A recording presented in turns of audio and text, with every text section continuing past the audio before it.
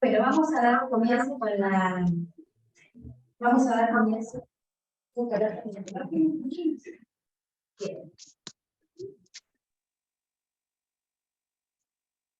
Bueno, buenas tardes a todos, bienvenidos, tanto los que han venido de forma presencial como los que se han conectado por la plataforma Zoom. Buenas tardes a todos. Hoy desde el Instituto de Derecho Procesal hemos convocado, tuvimos el honor de que nos aceptara la invitación del doctor Andrés Niso, que hoy en este espacio vamos a hablar sobre los honorarios profesionales, ejecución y cobro, cuestiones prácticas. Voy a hacer una breve reseña del currículum del doctor Niso, abogado graduado en la Facultad de Derecho de la Universidad Nacional de Mar del Plata. En la actualidad se desempeña como auxiliar letrado en el Juzgado de lo Civil y Comercial número 3 de nuestro departamento judicial. Además de su carrera en el ámbito judicial, ha ejercido la docencia universitaria desde el año 2010 en las cátedras de Derecho de los Contratos en la Facultad de Derecho de la Universidad Nacional de Mar del Plata y también en la Universidad FASTA, y también en la cátedra de Derecho Comercial en la Facultad de Derecho y Ciencias Económicas de la Universidad FASTA. Además, es un experto en el estudio del derecho procesal informático y el derecho del consumidor, y ha sido autor de diversas publicaciones sobre estas temáticas. Director del suplemento Expediente Electrónico de editorialedial.com. En el año 2018 fundó el Foro de Derecho Procesal Electrónico, junto a juristas de la talla como Camps, Beltrami, Quadri, Gastón Bien. Bueno, también es coautor de dos libros muy importantes y muy vigentes: Derecho Procesal Informático y La Ley de Honorarios Profesionales de Abogados y Procuradores de la Provincia de Buenos Aires, explicada y comentada, publicada en el Dial en el año 2020. Bueno, Andrés, muchas gracias por estar acá con nosotros, y bueno, te damos el micrófono. Bueno, muchas gracias, Cristina, a vos y a todo el equipo del Instituto de Derecho Procesal. Me voy a quedar acá, ubicado acá, sin moverme mucho, así tengo la cámara y nos podemos, o nos pueden ver, mejor dicho, los que están conectados en forma virtual, que son bastantes también. Y bueno, la idea de este encuentro de hoy, junto con el encuentro también que vamos a tener el 30 de mayo, ¿no? Si no me equivoco, creo que el 30 de mayo, con la modificación que tuvimos ahí de la fecha, el 30 de mayo, vamos a ver cuestiones referidas a la ejecución y al cobro de los honorarios profesionales. Muchas de las cuestiones, obviamente, que vamos a ver, ya las conocemos todos, son bastante habituales en la práctica. Sin embargo, hoy me quería enfocar, y algo de lo que hablamos con Cristina cuando me invitó a dar esta charla, es enfocarnos precisamente en cuestiones prácticas, es decir, en inconvenientes que capaz no tenemos tan aceitados en el día a día, o que vemos una multiplicidad de criterios en los distintos organismos jurisdiccionales donde vamos a tramitar el cobro o buscar este cobro de los honorarios profesionales regulados en juicio, y también adecuándolos o viendo cómo tenemos que hacer algunas adaptaciones a las clásicas normas que teníamos previstas para la ejecución y el cobro de los honorarios en un contexto de procesos electrónicos, ¿no? Con todo lo que ello conlleva, adaptaciones que hay que necesariamente ir realizando a medida que vamos implementando las TIC al proceso judicial. Bueno, en esta primera clase vamos a ir haciendo algunos apuntes acerca del carácter alimentario que tiene la regulación de honorarios, qué implica, si es un enunciado genérico o si nos tiene alguna consecuencia práctica, cuestiones relacionadas con las notificaciones de los honorarios, que muchas veces genera dudas, y sobre todo en este nuevo contexto de digitalización de los expedientes judiciales, y cómo se emiten las notificaciones actualmente en el proceso, cuándo se tornan exigibles los honorarios, cuál es la vía procesal que vamos a poder optar para perseguir el cobro, recaudos de inicio, ejercicios de opción de cobro, si va a poder ser en US o en pesos, cuándo hay que hacer esa opción, y obviamente cuestiones relacionadas al embargo, y sobre todo cómo las vamos a ejecutar, nuevamente teniendo en cuenta las características que nos ofrece hoy por hoy el sistema electrónico de gestión judicial. Para la segunda clase vamos por ahí a ver algunas otras cuestiones que quizás son un poquito más ríspidas, como el tema de la vigencia o la deuda de valor de los honorarios, y también algunas experiencias que tenemos en el juzgado, que tenemos validadas como buena práctica, en el juzgado civil y comercial número 3, que es donde yo trabajo, con relación a audiencias simplificadoras de la etapa de ejecución, que involucra también a la ejecución de honorarios. Pero bueno, eso lo vamos a dejar para una segunda clase, esta del 30 de mayo que decíamos, porque realmente si no se hace muy extenso y son muchos temas para ir viendo. Bueno, para ir entrando en tema, algo de lo que tenemos obviamente que partir, de esto del temario que comentábamos recién, es esta naturaleza o carácter alimentario, ¿no?, que tienen los honorarios profesionales, esto que muchas veces se repite casi sin pensarlo, y ya hace muchos años que se viene insistiendo con esta naturaleza alimentaria de los honorarios profesionales, y que el artículo 1 de la Ley de Honorarios Profesionales, la 14.967, lo establece categóricamente, no nos queda lugar a dudas. Pero esto, ¿para qué nos sirve en concreto? Porque si no, parece que es simplemente una guía, un enunciado genérico, abstracto, que no tiene ninguna relación práctica. Pero sí, la relación práctica es que nos tiene que servir como una guía o una pauta de interpretación. ¿Para qué? Para cualquier cuestión que nosotros nos vayamos a enfrentar en materia de honorarios, y muy especialmente en cuanto a el cobro y la ejecución de los honorarios que son, ya sean extrajudiciales o que sean fijados en juicio. Por ejemplo, cualquier cuestión entonces que deba analizarse en esta materia tenga en consideración esta especial naturaleza. Y esto nos va a servir, por ejemplo, cuando nos vamos a enfrentar a medidas cautelares, tanto cuando las vamos a conceder o cuando no, e incluso cuando esas medidas cautelares se dirigen contra la regulación de honorarios. Pensemos también esa limitación que tenemos de la posibilidad de embargar honorarios profesionales de los acreedores que tengan los abogados. Bueno, ahí también tenemos una cuestión relacionada al carácter alimentario de los honorarios. Y además, tener en cuenta, cuando se trata de intereses, que la propia ley de honorarios, que este es un tema que vamos a ahondar mayormente en el próximo encuentro, esta remisión que hace a las tasas de interés en caso del ejercicio de una de las opciones que nos trae la ley de honorarios para la ejecución o para la posibilidad de cobrar los honorarios, que es la remisión que hace expresamente el 552 del Código Civil y Comercial, que se refiere precisamente a deudas alimentarias entre parientes. Entonces, ahí tenemos otra aplicación práctica y que de hecho surge expresamente del nuevo texto de la ley. Esta naturaleza alimentaria de los honorarios nos va a exigir o nos va a imponer siempre una interpretación flexible y favorable a la efectiva percepción de los honorarios. Acá tenemos que tener en cuenta que en base a esta naturaleza, a esta característica alimentaria de los honorarios, cualquier cuestión que nos atrase, que nos demore o que ponga un palo en la rueda, por llamarlo mal y pronto, va a generar seguramente un gravamen irreparable, sobre todo, obviamente, que no hace falta ni explicarlo, en el contexto que estamos viviendo, ¿no?, con la depreciación monetaria casi permanente y la inflación. Entonces, cuando predicamos acerca de la naturaleza alimentaria de los honorarios, no es o no debería ser al menos un concepto o una calificación genérica abstracta, sino una pauta concreta y clara de apreciación práctica y básica, fundamental, para cualquier cuestión que tengamos que decidir aplicar la ley de honorarios y el cobro, obviamente, de los honorarios. Yendo al tema de las notificaciones de los honorarios, acá tenemos principalmente que tener en cuenta el artículo 54 de la ley, obviamente, que determina que los honorarios tienen que ser notificados personalmente, por cédula, a sus beneficiarios, al mandante o patrocinado y al condenado en costa, si lo hubiere. Y además, ahora vamos a ampliar o explicar un poquito más cada una de estas cuestiones que trae este artículo. Y además determina que van a ser válidas todas las notificaciones que se realicen por cualquier otro medio fehaciente, dice, a costa del interesado.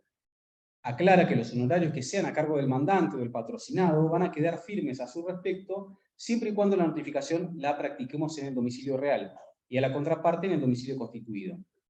Este artículo sigue diciendo que una vez que cesa el patrocinio o el apoderamiento, es decir, cuando cesa la asistencia jurídica de ese profesional con respecto a su cliente o ex cliente, a partir de ahora, va a poder efectuar válidamente esa notificación de la regulación de honorarios si su cliente se presentó con un nuevo abogado, con un nuevo profesional y constituyó un nuevo domicilio en el proceso. En esos casos vamos a poder, ese abogado con relación a su ex cliente, no va a tener que notificar en su domicilio real, sino que va a tener este domicilio constituido donde válidamente va a poder hacer esa notificación.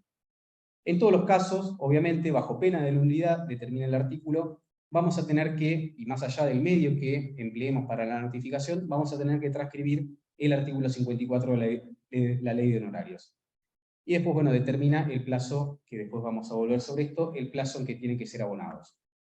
Pasando un poco en limpio y viendo algunas cuestiones prácticas que podemos ver en el día a día, la ley de honorarios profesionales dice entonces que la notificación tiene que ser efectuada personalmente o por cédula, y agregando, esto es algo muy importante y que lamentablemente no lo vemos mucho en la práctica, que también se puede utilizar cualquier otro medio fehaciente de comunicación. El tercer párrafo del artículo 54 sigue un criterio que jurisprudencialmente ya venía siendo admitido antes de la ley 14.967, que no estaba en el decreto, y que es esto que decíamos de la posibilidad de notificar a su ex cliente en el domicilio constituido, en el nuevo domicilio constituido, y esto obviamente tenemos que tener en cuenta que va a involucrar también la posibilidad de hacerlo en forma electrónica. Obviamente, si tiene un domicilio electrónico y en virtud de las acordadas de la Suprema Corte de Justicia que obligan a notificar electrónicamente las providencias que se van dictando en el marco de un proceso, el nuevo domicilio que constituya electrónico el ex cliente del abogado que tiene una regulación de honorarios a su favor, va a poder válidamente notificar a su ex cliente en este domicilio constituido electrónico. Y también acá tener o hacer una salvedad, un paréntesis con los supuestos de domicilio cuando la parte tiene constituido en los estrados del juzgado. Bueno, la norma acá nada dice acerca de esta posibilidad, de esta situación, pero si el condenado en costas tiene su domicilio constituido en los estrados del tribunal, la jurisprudencia, ya incluso bajo la vigencia del decreto ley, había determinado que en estos casos se admite la notificación Ministerio Legis, aunque hubiera sido bueno, obviamente, que la ley de honorarios profesionales se ocupara de este punto, pero sin embargo la aplicación de lo que ya se venía diciendo jurisprudencialmente, más las normas del Código Procesal que son aplicables en este supuesto de notificación de los estrados, nos permite tener por válida o por seguir esa misma solución, que es la que emerge precisamente del artículo 41 del Código Procesal, y tener en cuenta que a partir del acuerdo 4013, que es el que aprueba el reglamento para las presentaciones y las notificaciones electrónicas, cuando hablamos de estrados del juzgado, hoy no estamos hablando de la clásica notificación del 133,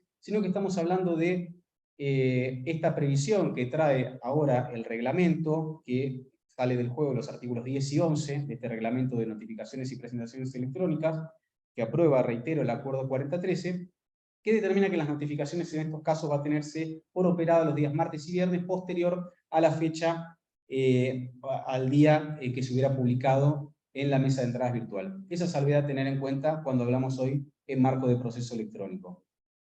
Acá simplemente traté de resumir en un cuadro o esquematizar de alguna manera este artículo. El PowerPoint igualmente después se los dejo para que lo puedan compartir. Simplemente acá es una manera de esquematizar, por ahí de hacerlo de una manera más visual, más rápida, estas diversas posibilidades de notificación, dependiendo a quién vamos a notificar, quién está notificando, y los distintos supuestos que se nos pueden presentar. Cuando hablamos de que se puede notificar, la ley de honorarios autoriza notificar por cualquiera de los otros medios o por cualquier medio fehaciente de notificación a costa del interesado, acá vamos a tener que seguir necesariamente el 143 del Código Procesal. Recordemos que la ley de honorarios es una ley, si se quiere, complementaria del Código Procesal, así que cualquier cuestión que no esté expresamente contemplada en la ley de honorarios profesionales, vamos a buscar las soluciones en el Código Procesal. Y en este caso, cuando habla de otro medio de notificación fehaciente, tenemos el artículo 143, un artículo que también muchas veces se deja de lado, se olvida en el día a día, y que determina que en cualquiera de los casos en donde se establezca que la notificación tenga que ser realizada por cédula, la cédula vamos a poder reemplazarla por acta notarial. Obviamente no nos interesa mucho porque es un medio costoso de notificación, pero vamos a poder utilizar el telegrama colacionado y la carta de documento con aviso de entrega. En estos casos, determina el Código Procesal que la notificación se va a tener por cumplida el día de entregado el telegrama o la carta de documento. Y acá es algo muy importante que tienen que tener en cuenta, que la elección de estos medios de notificación no requiere de un pedido expreso, de una autorización expresa del tribunal o del juzgado. Simplemente el abogado, sin necesidad de manifestación alguna en las actuaciones, puede librar una carta, mandar una carta de documento, por ejemplo, a alguna de las partes o a su ex cliente para notificar una regulación de honorarios. Diligenciada la carta de documento, acreditado eso en el expediente, con eso ya se tiene que tener por cumplida la notificación, sin necesidad de manifestarlo ni pedirlo expresamente en el expediente. Y además, algo muy importante, y que muchas veces vemos, se libre nueva cédula, se libre nueva cédula, el 143 ya nos autoriza a liberar cuantas cédulas sean necesarias y sin necesidad de reiterar la solicitud pidiendo el libramiento de una nueva cédula. Son cuestiones que por ahí pasan desapercibidas, pero las vemos en el día a día como de 100 despachos que hay que estar proyectando. Muchos se refieren a estas cuestiones que generan trabajo innecesario para ustedes y también para el juzgado, que tiene que procesar cada una de estas peticiones, que por el código no sería necesaria una autorización expresa del juzgado. ¿Alguna pregunta bien? No. No. Si alguien me quiere interrumpir, no hay ningún inconveniente, ¿no? Nos vamos interrumpiendo.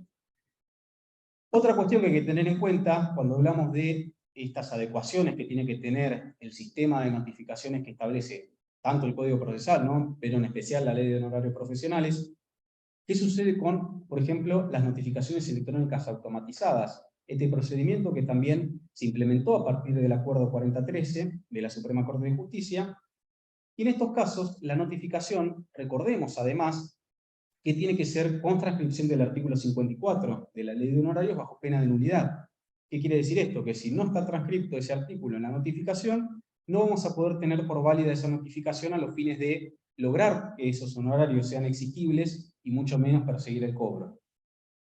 Lo que se ha intentado hacer, al menos lo hacemos nosotros en el juzgado, las cámaras de apelaciones también lo están haciendo, muchos juzgados también lo están haciendo, pero muchas veces no se hace, y esto es algo que hay que prestar atención. Ustedes, como abogados, que son los principales interesados en que las notificaciones se hagan conforme el procedimiento legal para poder después no comerse una excepción o dilatar el trámite de la ejecución, es estar atentos a si el juzgado o el tribunal que autonotifica por imperio de la 4013 tiene la práctica, la buena práctica, de transcribir en las resoluciones que regulan honorarios las leyes arancelarias pertinentes, ya sea, muchas veces todavía estamos regulando por tareas que quedaron comprendidas en el decreto 8904, y otras obviamente ya con la nueva ley. En esos casos muchas veces tenemos regulaciones compuestas, una etapa por una ley, otra etapa por otra ley. En estos casos transcribir las dos normas arancelarias, que son las mismas, ¿no? Son en ambos casos las del artículo 54. Esto no implica que esta transcripción que se hace normalmente, yo acá le copié y pegué, puse acá como ejemplos, algunos proveídos que tenemos o que ponemos cuando regulamos honorarios. Como esta notificación es automatizada, directamente se transcriben en la propia providencia esos artículos, y con esto tenemos por cumplida esa obligación, en realidad más que posibilidad, que establece el artículo 54. Esto sin perjuicio de esas notificaciones que, como vimos anteriormente, hay que realizar indefectiblemente en los domicilios reales. Por ejemplo, el beneficiario del trabajo, si se trata del propio cliente del abogado. Es decir, ahí vamos a tener que, si nosotros queremos exigir esos honorarios o el cobro de esos honorarios a nuestro ex cliente, obviamente la notificación la vamos a tener que practicar en el domicilio real, como dice también la ley de honorarios.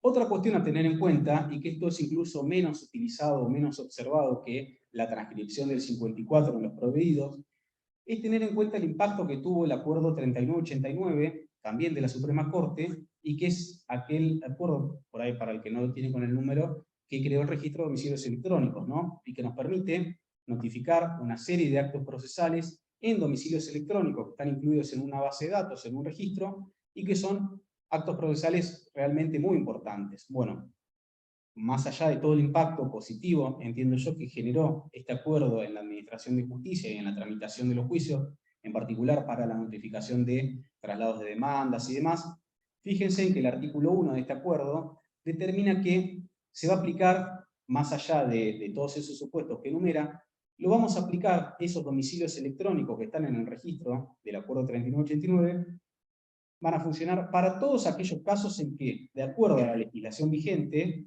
entre paréntesis, la ley 14.967, tengan que ser realizados en un domicilio real. Esto obviamente surge del acuerdo 3989, que además, para los que cuestionaban acerca de la constitucionalidad de ese acuerdo, si la Corte tenía o no facultades para hacer un registro semejante y con esas posibilidades, bueno, después tenemos la ley 15.230, que en su artículo 12 avaló, es una ley provincial con la misma fuerza y entidad de jerarquía que el Código Procesal, que estableció que el acuerdo, que el régimen creado por el acuerdo 3989 tiene rango legal y que los domicilios que están incluidos en ese registro de domicilios electrónicos van a ser utilizados para realizar toda clase de notificaciones y demás actos procesales de comunicación a través de medios electrónicos, comprensivos incluso de aquellos que, según la legislación vigente, deban ser diligenciados en el domicilio real del destinatario.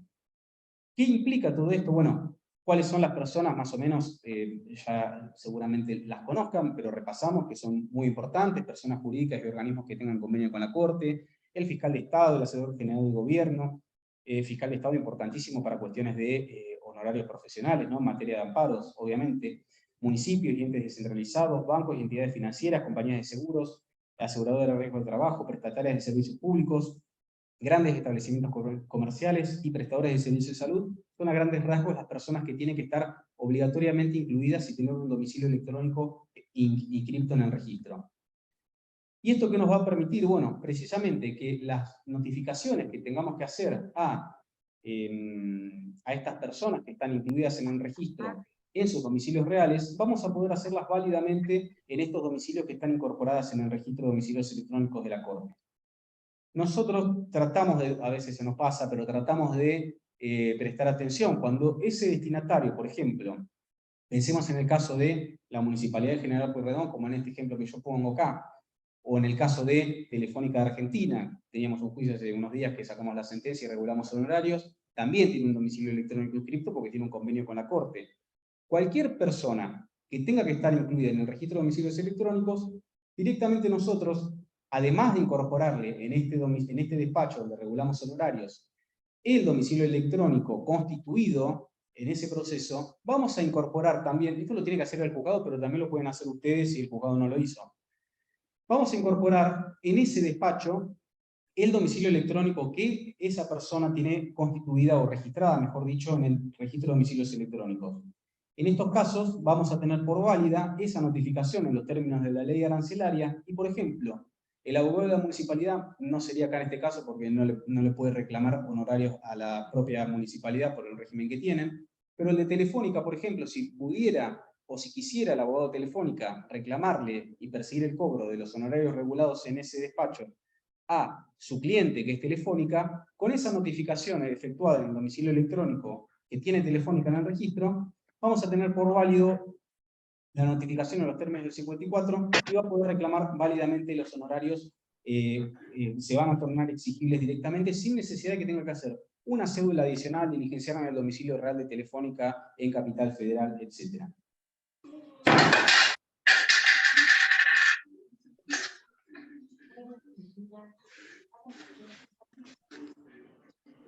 No hay problema.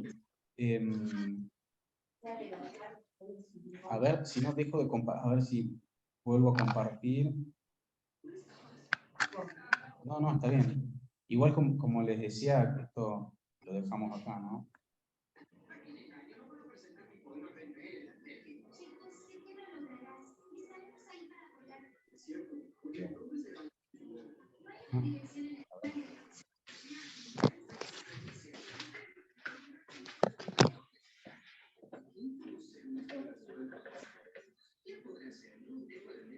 Intentar de vuelta, entonces.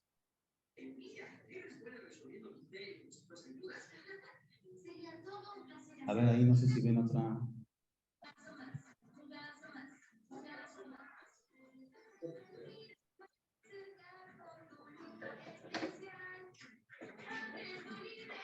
Ahora sí, bueno. Igual les reitero, el material queda a disposición, así que después lo pueden repasar las veces que quieran. Bueno, les decía, esta tarea normalmente o idealmente la debería hacer el juzgado, la de incluir el domicilio de esta persona, del domicilio del registro provincial de domicilios electrónicos, y si no lo hiciere, ustedes tienen a disposición este modelo de notificación electrónica, que también lo aprueba el Acuerdo 4013, y que van a poder remitir con transcripción, obviamente, por favor, del artículo 54, y mandar este formulario si el juzgado omitiera notificar a ese obligado al pago en el domicilio registrado. Esto lo pueden hacer ustedes en esos casos. Y recordemos acá simplemente una aclaración que hay una confusión y lo vemos todavía al día de hoy, a pesar de que hace 2 años que venimos con estos dos modelos. Acá vuelvo a mostrar, este es el único modelo de notificación electrónica que tenemos habilitado, el de la 3845 está derogado, no lo usamos más, y si tuviéramos que practicar una notificación real, vamos a usar ese formulario del Acuerdo 3397 que ya tiene unos cuantos años. Una aclaración nomás para una confusión que vemos habitualmente. Bien.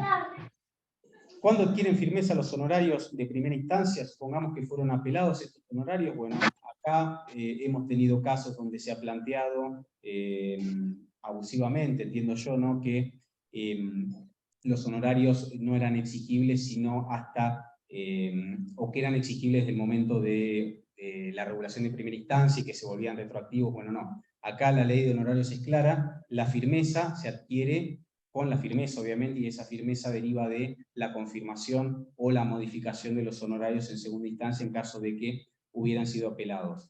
En esos casos, desde la firmeza del autorregulatorio, hay 10 días para efectuar el pago, vencido ese plazo, se tornan, digamos, opera la mora y son exigibles judicialmente. Tengamos en cuenta que en el caso del artículo 31, que establece la regulación de honorarios para la superior, segunda y tercera instancia en su caso, la notificación del por devueltos también va a tener que practicarse automatizadamente y a partir de ahí va a ser la firmeza si es que no se hiciera anteriormente la notificación en cámara. Si en cámara no se hizo esa notificación automatizada y no se incluyó ese artículo 54 al momento de regular honorarios en cámara, la notificación entonces de esa firmeza va a operar a partir de la notificación automatizada que se efectúe con el por devueltos en primera instancia. Bien, acá también les dejo algunos antecedentes donde se debatió esta cuestión y después lo pueden revisar también. Puse todos los datos, están por cámara y por sala, y además siempre consigné el número de expedientes simplemente para dejar en claro o no afectar el derecho de los abogados que pueden estar presentes aquí. Bien. ¿Desde cuándo son exigibles? Esto ya lo dijimos nuevamente. Desde que quedan firmes se abonan dentro de los 10 días. Si los honorarios de primera instancia son apelados, se abonan dentro de los 10 días de notificada la resolución de segunda instancia que los revisa. La mora opera entonces al vencimiento de esos 10 días para el pago. ¿Cuál es la vía procesal para el cobro de los honorarios? Bueno, acá vamos a transcribir un poquito el artículo 58 de la ley de honorarios y vamos a hacer algunas distinciones que había con respecto al decreto ley. Según el artículo 58, los honorarios convenidos judicial o extrajudicialmente y o su ejecución no estarán sujetos a mediación previa, es lo primero que aclara. Luego determina que la regulación judicial firme constituye título ejecutorio contra el condenado en costas y solidariamente contra el beneficiario de las tareas. Ejecución tramitará por el procedimiento de ejecución de sentencia en incidente separado o opción del letrado en el mismo juicio en el que se hubieran regulado los honorarios. ¿Qué advertencias podemos hacer de este artículo, artículo de la ley de honorarios con relación, diferenciándolo con el régimen anterior? Bueno, en primer lugar, expresamente se excepciona a los abogados a los honorarios de la mediación en todos los casos. Antes, obviamente, si tramitaban por una ejecución, esto no iba a mediación tampoco porque la propia ley de mediación excluye a las ejecuciones del régimen obligatorio de mediación. Pero ahora, fíjense, volvemos atrás, al enunciar que los honorarios convenidos judicial o extrajudicialmente, también determina que en aquellos casos que vamos a solicitar regulación por trabajos extrajudiciales o cumplimiento de honorarios convenidos extrajudicialmente, también van a quedar fuera del régimen de mediación prejudicial obligatoria. Esto ahora no nos deja ninguna duda acerca de eso, la nueva ley con relación al anterior sistema que no lo determinaba así tan expresamente. Por otro lado, antes, con el decreto ley, la regulación judicial constituía un título ejecutivo, y ahora es un título ejecutorio, y esto tiene una diferencia porque nos va a determinar siempre el tránsito por la etapa o por el procedimiento de ejecución de sentencia, y no por el proceso ejecutivo. Anteriormente se entendía que la ejecución de sentencia podía tramitarse única y exclusivamente con relación al que era condenado en costas, porque derivaba también del artículo 498, inciso tercero del Código Procesal, que habilita expresamente esa vía. Digamos, se hacía un juego de estos dos artículos, del decreto ley anterior y del Código Procesal, y se habilitaba la ejecución de sentencia únicamente con relación al condenado en costas. Hoy es un título ejecutorio en todos los casos, y en todos los casos, ya sea que la ejecución se dirija contra el beneficiario o solidariamente, o el condenado en costas, vamos a tener habilitada y transitaremos la ejecución de sentencia para el cobro de los honorarios. En cuanto a las regulaciones, grabar esta reunión localmente, no sé, por las dudas ponemos que no. Después queda igual grabado para todos. En cuanto a las regulaciones en use y la facultad de reclamar, según el artículo 54, inciso A, que ahora vamos a volver y lo vamos a ampliar en el próximo encuentro, tampoco nada impide acceder a la vía de ejecución de sentencia, porque se trata de sumas obviamente fácilmente liquidables, que simplemente representan una conversión, una operación aritmética del valor de use al momento del reclamo, obviamente más allá del mayor valor que pueda tener al momento del efectivo pago, pero no deja de ser una operación, una liquidación fácilmente de realización. Así que no hay inconveniente, ya sea que se opte por una u otra sistema o monto de reclamo, vamos a poder ir por la vía de ejecución de sentencia. Con relación a la competencia, obviamente esto surge principalmente del juego de los artículos sobre competencia del Código Procesal, artículo 6, artículo 166, 499, nos va a determinar la competencia. Esto es claro del mismo juez que intervino en el juicio donde se regularon honorarios, va a ser el competente para conocer en la ejecución de esos honorarios, aunque hay que hacer una precisión con relación a la competencia en honorarios regulados en amparos, sobre todo cuando transitan o hubieran tramitado ese juicio de amparo donde se regularon honorarios en el foro penal, ¿no? A veces ha habido alguna dificultad con relación a ciertas reglas específicas que tiene de competencia el foro penal, que la Corte varias veces ya se ocupó de explicar esta cuestión. La última que les pongo acá la última vez que se pidió, que fue en junio del año pasado, en este conflicto de competencia que había entre un juzgado contencioso administrativo y un juzgado de garantías. Acá la Corte dijo que la regla está sentada de competencia en el Código Procesal, que también la ley 14.967 aclara que es un título ejecutorio y que va a ir por el trámite de ejecución de sentencia, y aclara acá, en este caso, la Corte que, si bien estas actuaciones el juez del amparo se encuentra a cargo de un juzgado perteneciente al foro penal, está obligado a regirse por la normativa arriba mencionada, y es inaplicable al proceso de amparo la regla de competencia que el Código Procesal Penal, en su artículo 520, establece para las causas penales, que se refiere a la competencia civil para la ejecución de honorarios precisamente. Con relación al inicio de la ejecución, ya vimos que, reiteramos, la ejecución va a tramitar por el procedimiento de ejecución de sentencia, en incidente separado o opción del letrado en el mismo juicio en el que se hubieran regulado los honorarios. Si lo hacemos, si optamos por iniciarlo por juicio por un incidente separado, el procedimiento va a ser siempre el mismo, va a ser siempre la ejecución de sentencia. El tema es si lo vamos a hacer adentro del mismo expediente o en un expediente separado. Si optamos por este incidente separado, vamos a tener que formarlo normalmente, cualquier incidente con el escrito, y con copia de la resolución y de las demás piezas del principal que lo motiven, en especial las que den cuenta. Cuidado ahí, el micrófono quedó abierto. Con copia de la resolución y de las demás piezas del principal que lo motiven, decíamos, en especial aquellas, las más que nos van a importar, aquellas que demuestren la firmeza de esa regulación. Ahora, nos encontramos muchas veces también con este tipo de despachos, y que buscando en la MEPS, los encontramos de este mes, no hay que ir mucho más atrás. Recibidas estas actuaciones por medios electrónicos, mediante la plataforma, agréguese, por presentado, previo a proveer lo que por derecho corresponda, deberá el letrado solicitar certificación de copias del expediente principal a los fines de adjuntar al presente para su correspondiente, que dice, tramitación. Bueno, cuestiones que, por favor, espero esto que no quede así.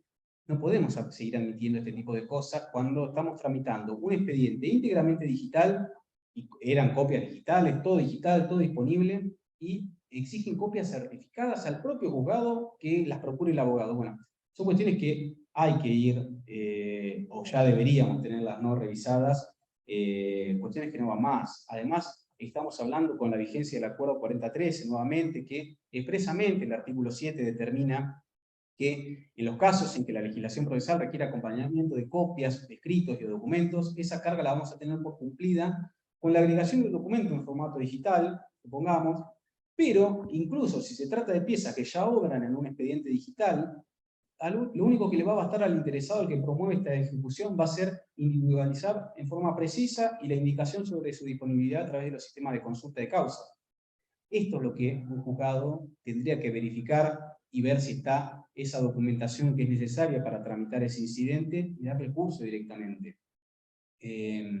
Además, acá hay una cuestión muy importante, y que es, bueno, más allá de la norma expresa que nos determina el artículo 7 del reglamento del Acuerdo 4013, tenemos también la doctrina legal de la Corte, en Tebes, desde el año pasado, que nos viene insistiendo con este nuevo enfoque que hay que utilizar del expediente electrónico, ¿no? Gestionar el expediente de acuerdo a adaptarlo, las normas procesales, a las posibilidades técnicas que hoy tenemos. Y acá Tebes, que era un voto del doctor Soria, nos establecía esta cuestión antes incluso de que entrara en vigencia el artículo 7, que comentábamos, si las copias están en el expediente, las tenemos por válidas con las constancias que tenemos disponibles, información oficial que tenemos disponible. Y además, el sistema Augusta, por ejemplo, este es una captura de pantalla para los que no conozcan el sistema que nosotros utilizamos, tiene una posibilidad, una funcionalidad que se llama causas relacionadas, que nos permite, muy sencillamente, cuando ustedes inician una causa, nosotros podemos desde este módulo, causas relacionadas, ponemos el número de la causa principal, por ejemplo, un incidente, y esto nos va a permitir que, si, no sé si se ve el mouse acá, no me lo marca.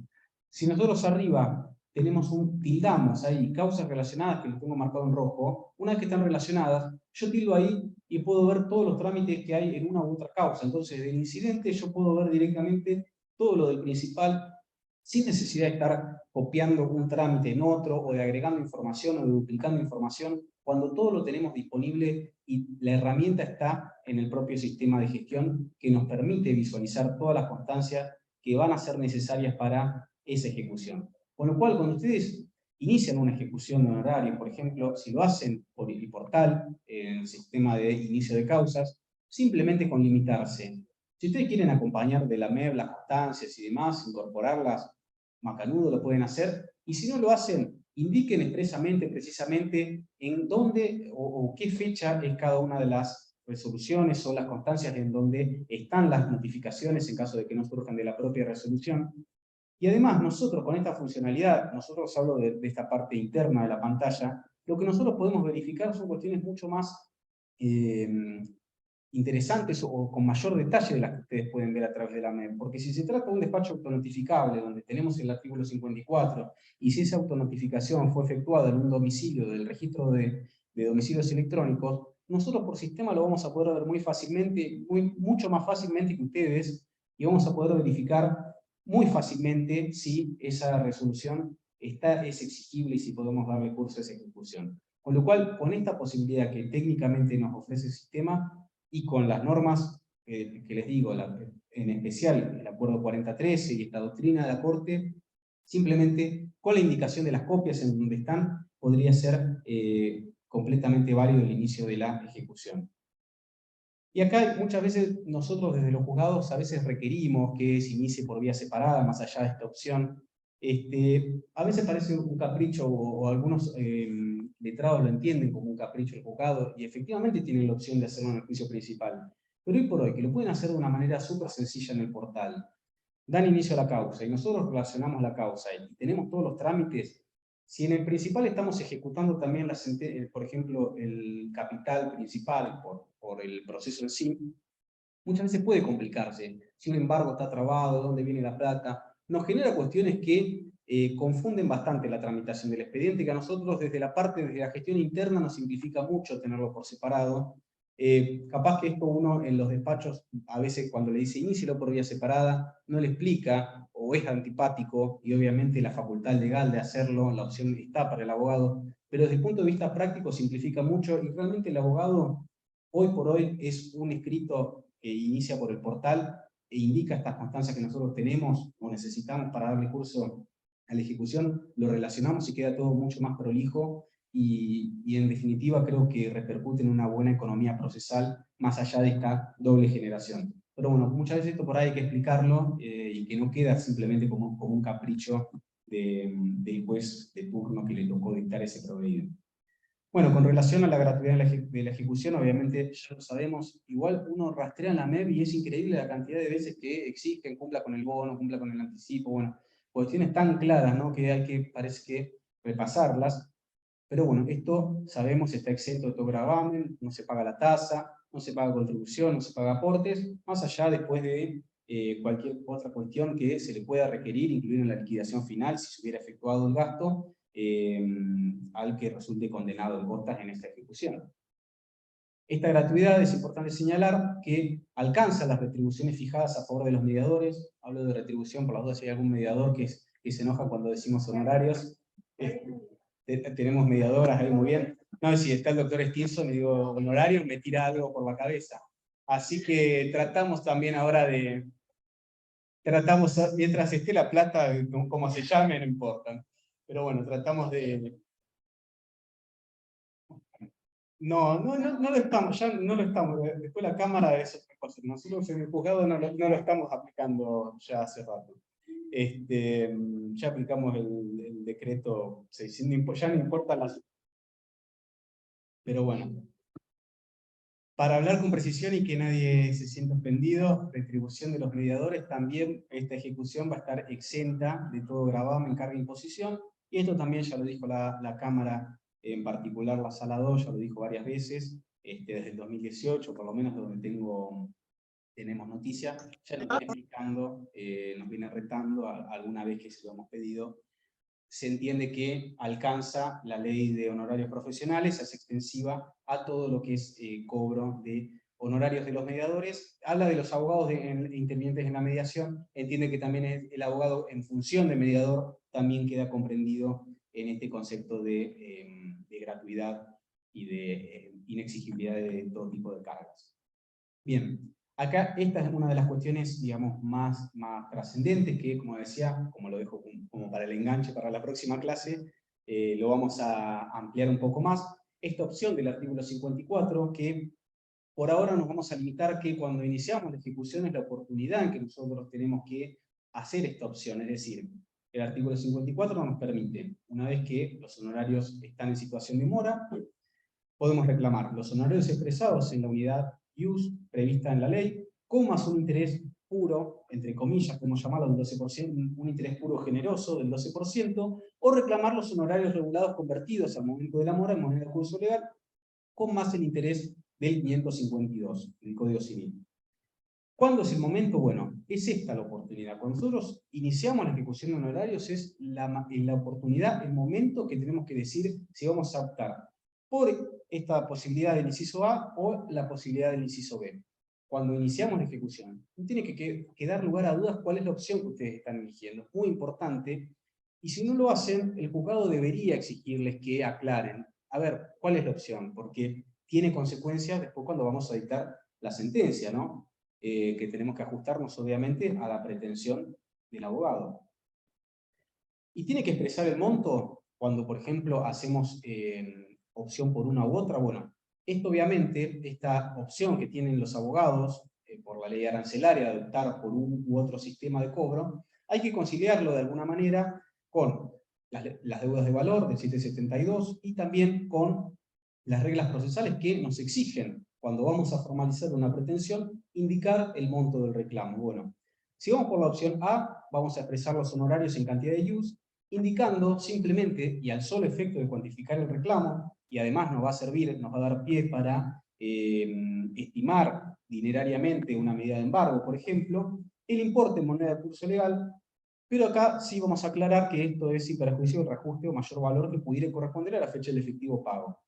La otra opción, si vamos por la otra opción, que es convertir en pesos directamente, acá no vamos a tener inconveniente porque ya queda determinado a la época de la mora, hacemos la conversión por el valor que tenga cada unidad de valor arancelario según lo determina la Corte Suprema de Justicia. Esto entonces, reitero, en la demanda de ejecución vamos a formalizar esa opción. Y acá les traigo unos ejemplos que podemos ver en la práctica. Acá no hay una formalidad, digamos, determinada, no hay una fórmula fija que tengamos que utilizar. De lo que se trata es simplemente que ustedes expresen con claridad y que no quede duda cuál es la opción que están eligiendo. Si nos genera alguna duda, lo que deberíamos hacer es, como decía, en el primer despacho, común previamente, pedirles que nos aclaren. Pero bueno, por ejemplo acá, el inciso A, no quedan dudas, este ejemplo que pongo, reclama la cantidad de, tanta cantidad de use a valor actual, y esto simplemente lo hace para cuantificar, hace la traducción, y después obviamente vamos a estimarlo al momento del efectivo pago. En el inciso B, acá tenemos que convierte directamente, acá aclara que va a hacer uso de la opción del 54 del inciso B, convierte los montos, y en el inciso A, por ejemplo, en el primer caso que pongo acá, inferimos, porque dice que reclama los 7,31 U sin hacer ninguna otra salvedad, pero bueno, de los términos podemos inferir que hace uso de la opción. La ideal es que nosotros no tengamos que inferir nada, sino que ustedes sean lo suficientemente claros para no dejar lugar a dudas.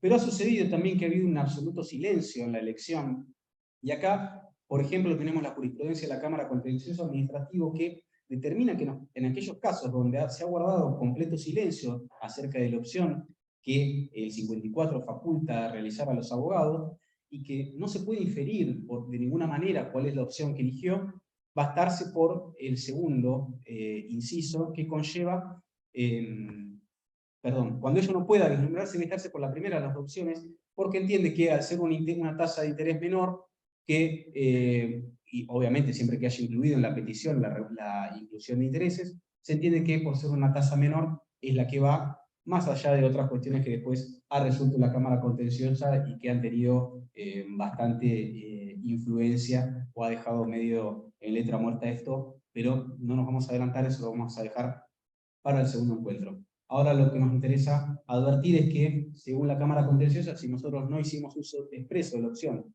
el juzgado se le pasó, no le pidió la aclaración y llegamos a la sentencia, lo que hay que entender es que se optó por la opción A, que es la que nos da ese interés del 12% anual. Y por otro lado, tenemos también alguna jurisprudencia de la Cámara Civil, la Sala 1 en este caso. Este es un caso de octubre del 2021, donde el abogado en este caso había solicitado la cantidad de use, solicitó asimismo los intereses correspondientes a tasa activa, y a los de use de equivalencia, digamos que era bastante confuso, la pretensión no se entendía bien, pero lo que se infirió entonces es que el abogado no había ejercido la opción dispuesta por el artículo 54, lo que en todo caso la CUO, previo al dictado de la pertinente sentencia, debió haber solicitado una aclaración. A ver, ¿qué estás pidiendo? Acá antes, más que antes de la sentencia, tiene que ser en el primer despacho, porque tenemos que estar dando también opción, poner en conocimiento, en el caso que efectivicemos la citación de venta, qué es lo que se le está reclamando en definitiva, si no, no tiene manera de saberlo. Y acá la Cámara lo que dijo, bueno, en el memorial en definitiva aclaró un poquito qué era lo que quería, y en realidad lo que quiere acá son los IUs más el 12%, entonces es la opción A, y la sentencia la manda a llevar adelante con esta modalidad. Pero acá, para mi gusto, ya incluso tardío, porque como decíamos, no le dimos esta oportunidad en la citación de venta. Bien, ya tenemos entonces el inicio, ya tenemos el ejercicio de la opción, con las aclaraciones o no que le requerimos. ¿Y cómo sigue esto? Bueno, una ejecución de sentencia, sí o sí, tenemos que embargar, si no, va a quedar acá, no podemos hacer demasiado. El proceso de ejecución tramita por la ejecución de sentencia, ya dijimos, el trámite del embargo es esencial y no podemos obviarlo. Muchas veces sucede que inicia la ejecución, dice que no conoce ningún bien, piden inhibición general de bienes, y queda ahí, no vamos a poder avanzar más que eso. Si no hay una ejecución, no podemos, si no hay un embargo, perdón, no podemos hacernos de plata para que la ejecución tenga algún objeto. Entonces, lo que le vamos a decir en el primer despacho es que si ustedes no denunciaron bienes y pidieron alguna medida cautelar, por ejemplo, una inhibición general de bienes, se saldrá la inhibición, pero va a quedar ahí, por tanto, no existe embargo alguno, no podemos avanzar, y además se tiene determinado que es nulo, ¿no? Cualquier procedimiento de ejecución de sentencia, si no tenemos un embargo previo por no tener objeto. Bien.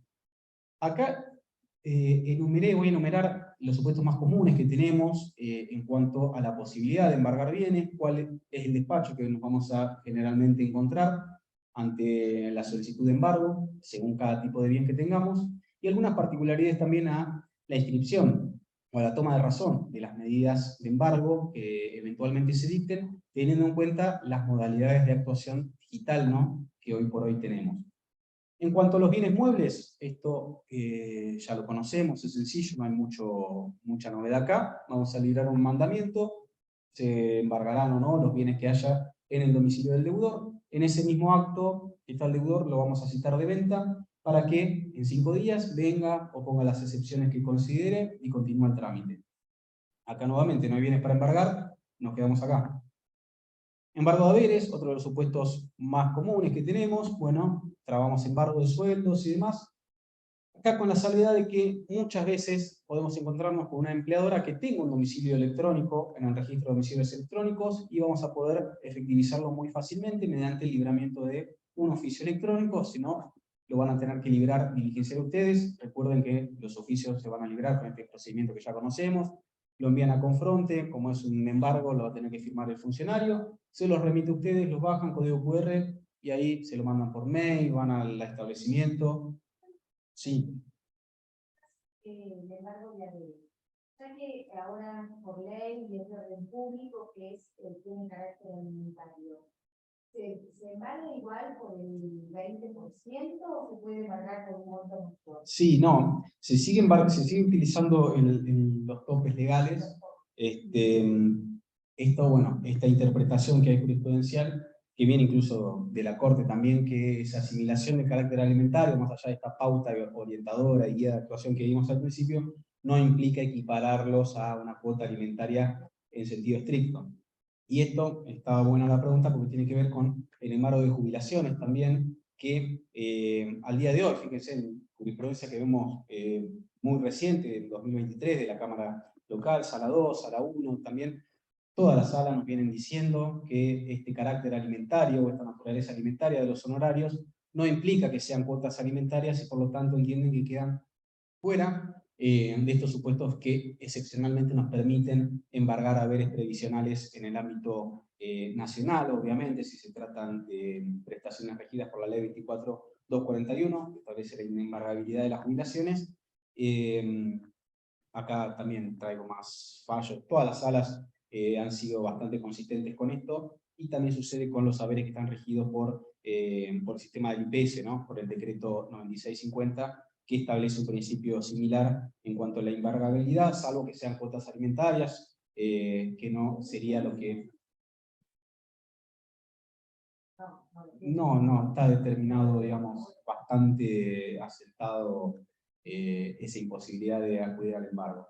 Pero bueno, cuestión es que acá cuando vemos esto, la naturaleza alimentaria, sí, está bien, pero ¿qué es? Bueno, es esto, nos sirve como una pauta orientadora, una guía, pero no son alimentos. Esto es lo que nos dice al menos la Cámara, también la Corte, ¿no?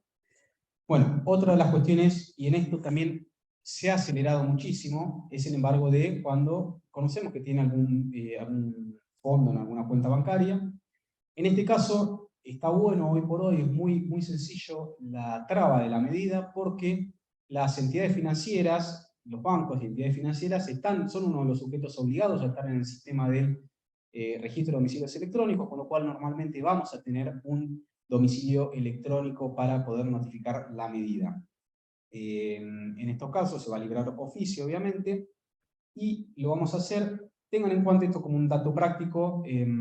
Cuando se trata de una entidad bancaria, buscamos, esta captura de pantalla es la base de datos, ¿no?, del registro de domicilios electrónicos, supongo que todos saben usarlo, si no es de la página de la Corte, accedemos, y tener en cuenta que muchas entidades bancarias tienen distintos tipos de domicilios para diligenciar. Muchas veces algunos tienen un mail o una dirección electrónica para recepcionar oficios en general, y otras han fraccionado en un domicilio electrónico particular, simplemente para recibir embargos. Cuando tengan alguna duda, fíjense, ahí les señalé, hay como al lado del domicilio, no sé, en observaciones, si lo llegan a ver. Normalmente cuando hay alguna cuestión así, en el registro ponen el texto de la resolución que autoriza notificar, y ahí van a ver qué pueden notificar y qué no, ante alguna duda. Esto bien lo puede hacer el juzgado de oficio, mandar directamente confeccionar y remitir el oficio, y si no lo mandan ustedes, a control del juzgado, previa firma del secretario, y se remite a la casilla electrónica correspondiente a la entidad bancaria o financiera que va a tomar nota de la medida. Otra cuestión que la hemos visto también, ya hemos tenido algunos planteos, son los embargos de fondos en billeteras digitales. Como sabemos, hoy hay muchas aplicaciones y empresas que ya, la FinTech, ofrecen este tipo de servicios, que no son entidades bancarias, no son entidades financieras, no están reguladas por el Banco Central, salvo en algunos aspectos, pero en definitiva hay fondos, Ualá, Mercado Pago, Rapipago, Naranja X, por ahí acá no están conocidos, están usados, pero son las billeteras virtuales o digitales más conocidas, y es donde puede el obligado al pago tener algún fondo disponible para su embargo, ¿no?, y posterior cobro. Acá tenemos, por ejemplo, Cámara Civil y Comercial de Lomas de Zamora, Sala Primera, en 2020 fue esto. En primera instancia habían solicitado el embargo de fondos de billetera virtual, y el juez de primera instancia, en una resolución, digamos, bastante infundada, si se quiere, simplemente había dicho: esto no es una entidad bancaria, así que no está regido por el Banco Central, no corresponde a la ejecución. A ver, pero se olvidó de que el patrimonio, más allá de dónde estén los fondos depositados, el patrimonio del deudor es la prenda común de todo acreedor, y salvo disposición expresa en contrario, todo bien que integra el patrimonio de la persona, esa universalidad, es susceptible de ser afectado al cobro de los créditos, ¿no? Y la Cámara lo que dijo, en este caso de Lomas de Zamora, no tenemos dudas de que dichas empresas, referidas a la FinTech en este caso, según sea el caso de la que se trate, pueden administrar, intervenir, participar y o intermediar en la transacción de cosas en sentido jurídico, bienes, créditos, valores, activos de terceros, por lo que corresponde deducir que los mismos resultan claramente embargables por los acreedores. No hay obstáculo alguno a fin de que el letrado ejecutante obtenga el embargo sobre las acreencias que el ejecutado podría tener en la entidad denunciada. Con lo cual, no hay ninguna duda de que podemos solicitar y obviamente obtener el embargo de fondos depositados en billeteras virtuales. Nosotros tenemos, algunos casos no es algo muy habitual, o no tan habitual como se esperaría, ¿no?, porque hoy por hoy creo que es más factible en muchos casos encontrar fondos en una billetera digital que en una cuenta bancaria. Y acá tengan en cuenta también, algo que no les aclaré, que ya tenemos registradas en el registro, hay muchísimos bancos, van a sorprender la cantidad de bancos que hay si los ponen a buscar. Incluso tenemos ya bancos que son enteramente digitales, que son bancos porque están regidos por el Banco Central y están autorizados para operar en formato 100% digital, como el caso de Brubank, que tiene registrado domicilio electrónico en la Suprema Corte de Justicia. es siempre recomendable, no sé si ustedes suelen hacerlo, buscar en la base de datos de deudores del Banco Central. Ahí muchas veces podemos tener algunos indicios de dónde puede tener una cuenta. Lo que normalmente no se admite es utilizar al juzgado como investigador o librar oficios para todos lados para ver si tiene fondo. Digamos, es una tarea que corresponde más al interés del acreedor.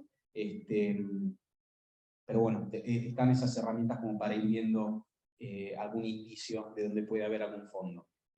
El caso de embargo de bienes registrables, acá por ejemplo tenemos el más común, son obviamente inmuebles o automotores. En el caso del registro de la propiedad inmueble, tengamos en cuenta que tenemos convenio con el registro, con lo cual, una vez que se acoge favorablemente el decreto de embargo, directamente el juzgado tiene que librar el oficio a el registro, incluso ya sea en una inhibición general de bienes o en el caso de un embargo, porque además tengamos en cuenta que estamos hablando de que están exentas de tasas, o sea, va a ser una tasa sujeta a recupero en su caso, con lo cual ni siquiera hay que acompañar constancia de pago de arancel. El juzgado directamente tiene que ordenar, confeccionar y remitir al registro de la propiedad inmueble el oficio respectivo para la toma de razón de la medida. Una vez que vienen, primero mandan el NUT, ese que ustedes pueden ir viendo cómo va el trámite, y después mandan la anotación definitiva de la medida. Ahí vamos a ordenar o efectivizar la citación de venta al ejecutado, aquí para que opusiera las excepciones o defensas que consideren. Bien. Intervención de caja es otro tipo de medidas, quizás un poquito más agresiva en muchos casos, pero bueno, nos han pedido, se otorga. Vamos acá a sortear un contador, que se le siente ahí al lado del comercio, que normalmente van arreglando, ¿no? algún porcentaje de recaudación, para ir cubriendo el monto del embargo que se decrete. Y finalmente, esto que les decía, la inhibición general de bienes, también lo podemos solicitar. Se trata del registro de la propiedad inmueble, sale sin sellado, pero con esta salvedad de que nos va a quedar el trámite ahí. Se toma la medida, le notificaremos la medida al deudor, para ver si con eso podemos llegar a negociar un pago, pero en el proceso no vamos a poder avanzar más que eso. Si queremos anotar esta medida en el registro de la propiedad automotor, tengamos en cuenta que, a diferencia del registro de la propiedad inmueble, no tenemos convenio en el ámbito de Administración de Justicia con el Registro Nacional, con lo cual el oficio, si bien los aceptan en soporte digital, pero ahí ya tenemos otro procedimiento, que es que ustedes lo mandan, que lo firmamos y lo remitimos, y ahí ustedes lo diligencian, porque no lo podemos mandar, no tenemos ningún sistema de comunicación directa con el registro, más allá de algún pedido de informe que sí podemos obtener. Sí, obvio. Porque tengo un montón para el registro de la propiedad como todo, todavía no se ve, por un 30 por lo menos. Sí. Ahí con el beneficio 58, el pueblo no otorgó. Sé que los registros son complicados. Cuando yo vaya a dejarlo por primera vez y quieran no pagarme la tasa, ¿qué hago yo? Porque estoy seguro que me van a decir que no. No sé si alguien ha tenido, no hemos tenido así hacen planteos. 20 veces y reclamarla 20 veces, ¿no? Sí, y surge, sí, hay que ver si surge expresamente del texto.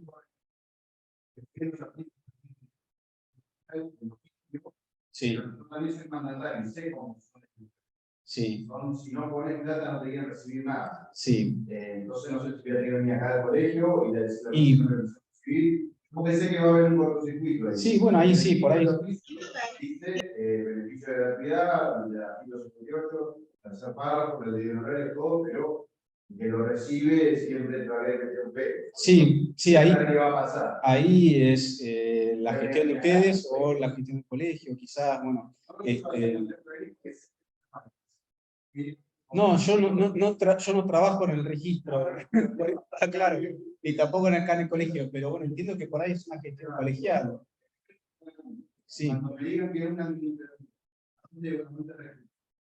me dice que no. No, bueno, ahí sí, a ver, cualquier medida o sanción se puede solicitar al juez, eso obviamente lo pueden hacer, si se acredita una injustificada respuesta o incumplimiento de una orden, obviamente, seguramente, eso sí, pero bueno, en el peor de los casos, se llega a pagar, aunque no hay una discusión, aunque no corresponda, son siempre cuestiones que después las tendrás que incluir en una liquidación, no es la idea tampoco.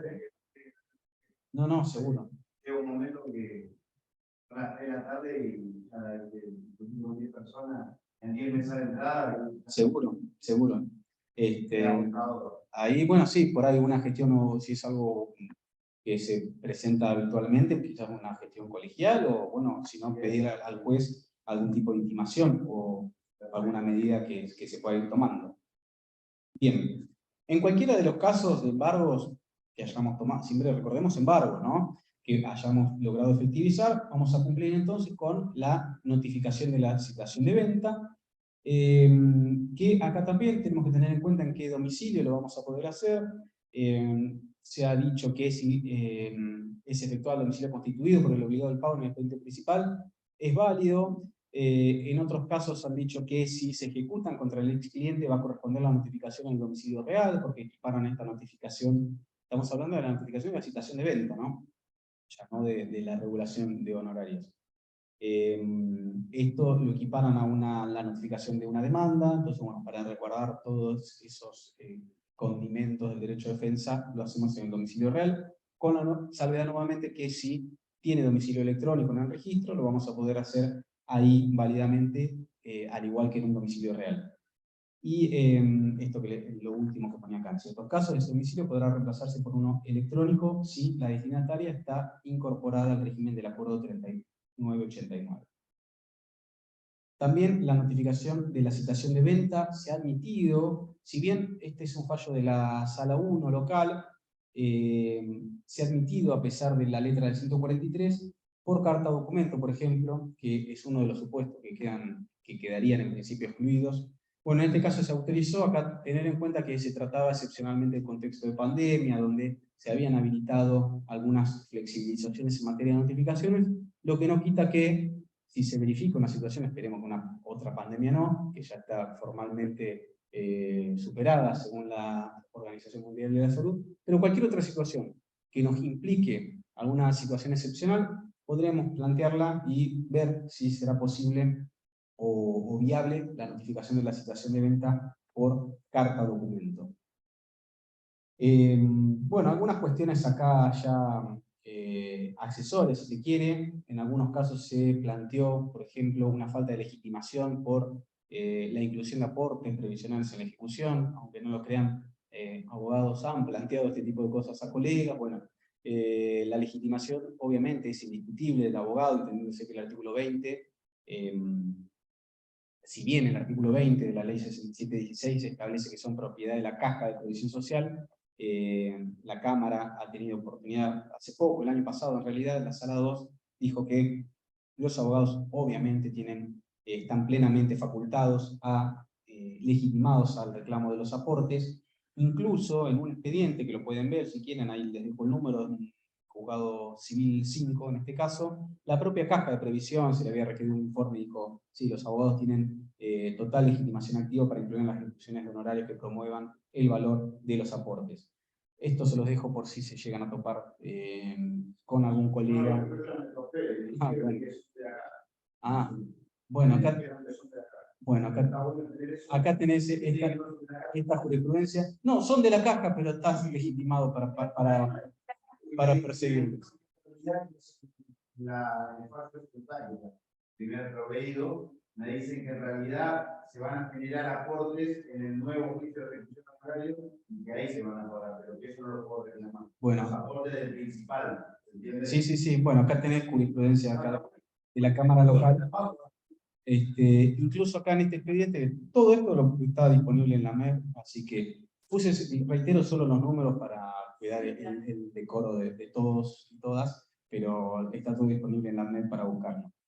Acá tenemos, es un juzgado 5 que se le había requerido un informe, acá la propia Caja dijo, todo bien, que lo reclame el abogado. Si total es plata que entra, no importa que la reclame.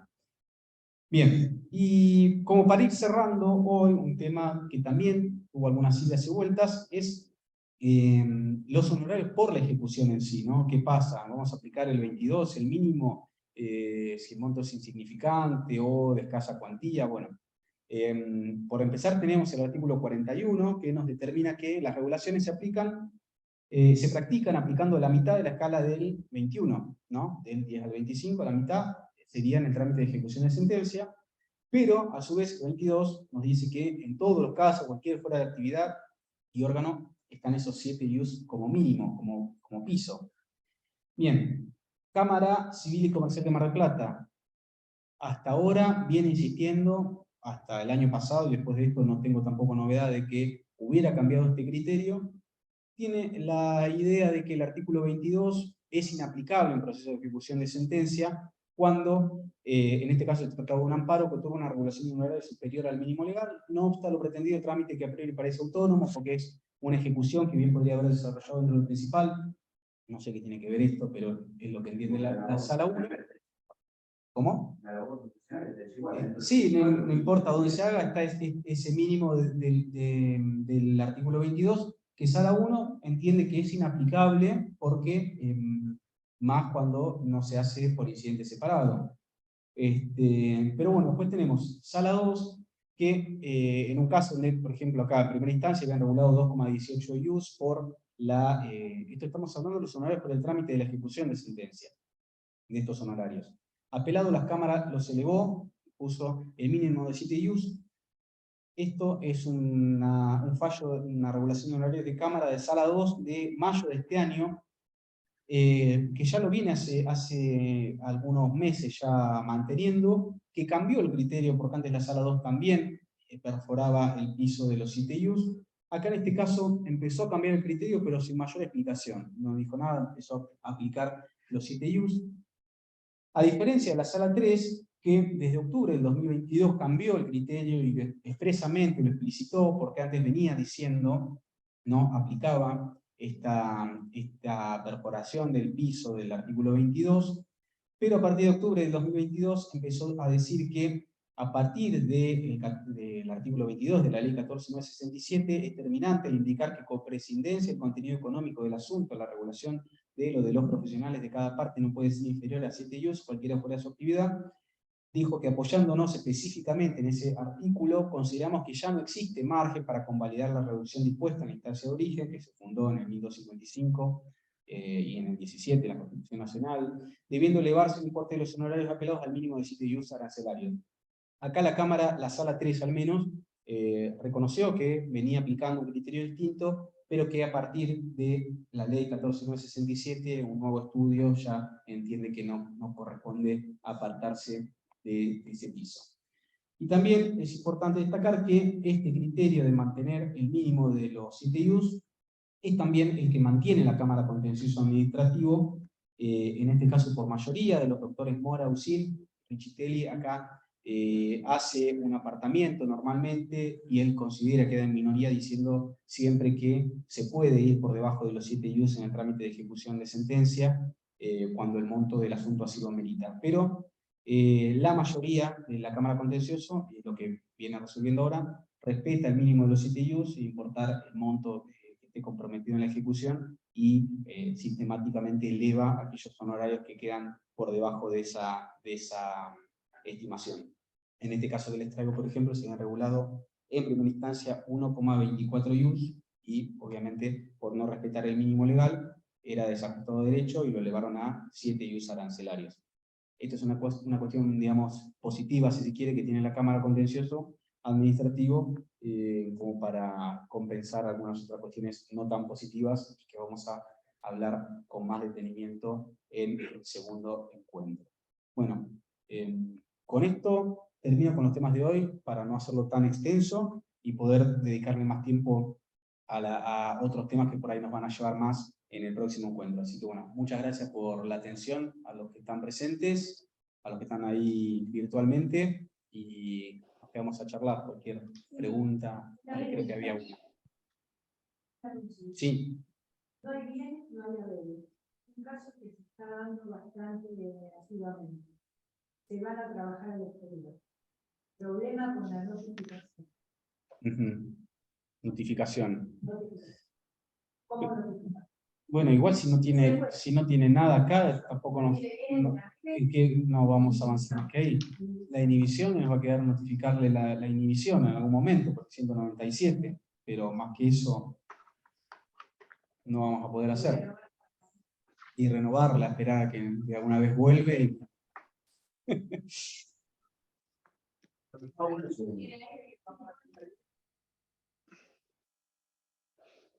Claro, pero para notificar la situación para una situación de venta, antes tenemos que tener un embargo, algo materializado. Por eso, ahí tenemos ese problema previo, antes que cómo lo vamos a notificar. Claro.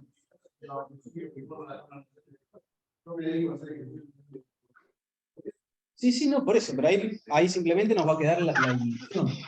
Y después ir renovándola, como dice Cristina, que no caduque.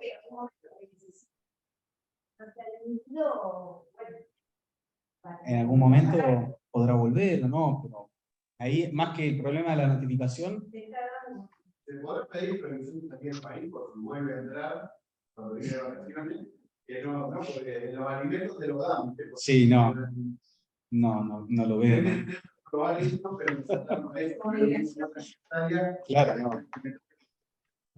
Entonces hay una cosa de juzgado. Sí. No es estudiar, no hay ninguna cosa de juzgado. Lo que dicen, lo dicen por lo menos en el libro, lo dicen que sea una cosa de cuota y otra cosa de carácter. Claro, sí. También un nivel, yo me digo, tienen bronca a mí. No, bueno, pasa que uno tiende a. Bueno. Usted hace la gratuidad de ir a cámara porque toda familia 3 dice que no opera la gratuidad de los informes. Entonces, primero no me lo resolvieron, me dio una aclaratoria. Después resolvieron la aclaratoria, no me lugar, me fui en una reposición con la apelación de subsidio, me sacaron con la apelación, tuve que ir a la cámara, y en la cámara dijo los informes son gratis. Yo decía, ¿cómo si no tiene bienes? Yo voy a tener que pagar un oficio al registro de la persona para emitirlo. Es un absurdo, y aparte está desalentando a que cualquier abogado inicie la ejecución. Y está desalentando también que ingrese el fondo de la casa, porque la ejecución le va a llevar fondo de la casa. Sí, pero igual es clara la norma en ese punto. Bueno, pero para la investigación de ejecución en 3 no es clara, porque ya me la hizo varias veces, y ahora, bueno, con ese fallo, en todas las ejecuciones y en todas me tiene que decir que sí. Bueno, sí. Pero es que la ley, claro, dice que no. ¿Por qué? A uno que está sentado ahí, se le ocurre que no es gratis y vos te lo tenés que comer. Me tengo que ir 3 veces a la cámara porque yo lo pido en juegos civiles y comerciales, no más técnicos, me lo dan. Lo pido en familia, que no es tan técnico, que lo que piden dar. O sea, cuando es en contra mío, aplican la técnica y cuando no. No, seguro. Uno mientras tenga la herramienta legal. Es de ellos solamente, juego de familia 3. Todos los juegos de familia me lo dieron, siempre que lo pedí me lo dieron. Ahí es rojo, lo pedí, el siguiente de comercial siempre me lo dan. Es más, explicándome por qué opera el interior y en los siguientes comerciales más que nada. Pero acá no me lo dan, una cosa que me da rojo. Poner algún. No, es que yo tengo 500 veces, le puse el canal de comentado en las ejecuciones, todo, y vienen diciendo que no. Ahora que se fue a la cámara y dijeron que sí, ahora me lo tienen que dar, y ahora lo van a tener que empezar. Tengo una pregunta, Andrés. Esto, el trámite es el mismo para la ejecución de honorarios de delito, ¿verdad? Sí, el trámite, cuando es ejecución de sentencia, Sí. Es el mismo trámite. Respecto de cuando hoy no llegué a leer lo de el criterio de la Corte, cuando son procesos de amparo que tramitaron en un juez penal o de otro fuero, sí. Que sea civil comercial. Ahí se había planteado una cuestión negativa de competencia entre la ejecución de honorarios, la habían iniciado en garantías, en un juzgado de garantías, no recuerdo si de joven o era de garantías. Se declara incompetente y se lo remite al fuero contencioso administrativo, porque es un amparo, y ahí se lo devuelve al juzgado de garantías, y el juzgado de garantías dice, bueno, igual puede ser un tema de juzgado civil, porque cita una norma del Código Procesal que establece, el Código Procesal Penal, que manda que las ejecuciones van por el fuero civil. En este caso, en ese conflicto de competencia que se planteó, termina dirimiendo la Corte y establece que del análisis de la ley de honorarios profesionales es juez competente el juzgado de garantías donde tramitó la acción principal, y que desplaza esa norma a la norma del Código Procesal Penal en la que se había fundado el juzgado de garantías para desprenderse la competencia. En definitiva, la ejecución siempre va a tramitar por el juzgado, por lo menos en materia de amparo, que puede caer en cualquier organismo, va a tramitar esa ejecución de honorarios ante el juez que intervino en el amparo. ¿Tengo una consulta? A ver, espera, si me das que me estaban haciendo acá una pregunta. Yo, acá Cecilia, yo por el Zoom. Acá, ¿para qué te vamos a poner? No sé si se ve ahí. No. A ver el No, quería sonido. saber, Acá, porque además, si ¿lo escuchás? No, te escucho bajito, a ver, voy a ver si puedo subir el sonido. Bueno, si no, a si ver, no lo dale, escribo. decime. Cuando el abogado apela por altos la regulación de honorarios, ¿eso suple la notificación ¿Cuándo? de la cédula al domicilio? Cuando el abogado apela por altos los Sí. honorarios en nombre de su mandante, eso suple la notificación al domicilio real. No hace falta notificarlo. En realidad no hace falta, va a ser necesario para hacer que opere la exigibilidad, la notificación. Pero si presenta el escrito firmado por su mandante, apela Sí, por si está altos y firmado por por la bajos, parte, sí. ahí está, listo, Sí. apelando por altos y por bajos, eso Sí, ya porque está, no hace la falta, notificación es personal o por cédula. es personal, listo. Gracias. No, por favor.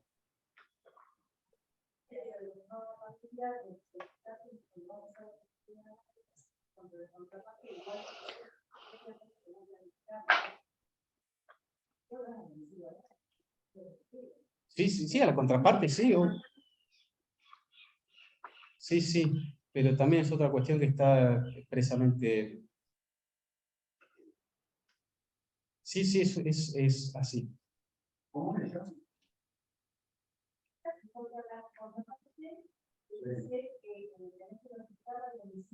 Real.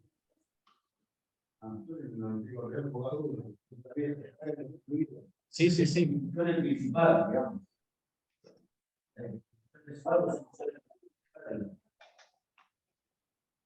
Sí. La regulación, de la regulación está hablando, claro. Acá abajo en el café, nadie sabía cómo se hacía con varios abogados. Entonces fui a preguntar y le dijeron esto que me parece que estaba bastante bueno. La ley especial deroga la ley general. Ley posterior del hogar y del anterior. O sea, supuestamente la ley de hogar es posterior y dice al domicilio real para es al real. Eso No. Dice el real de su domicilio. Al cliente.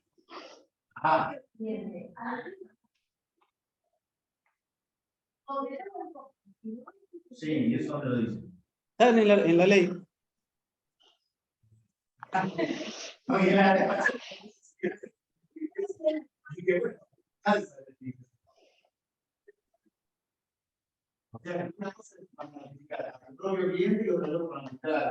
No, pero a ver, igualmente ahí es una cuestión, digamos, si lo pensamos desde el punto de vista lógico, es la misma solución, porque obviamente acá, ¿por qué hay que notificar el domicilio real al cliente? Se supone que es para evitar una contraposición de intereses, ¿no?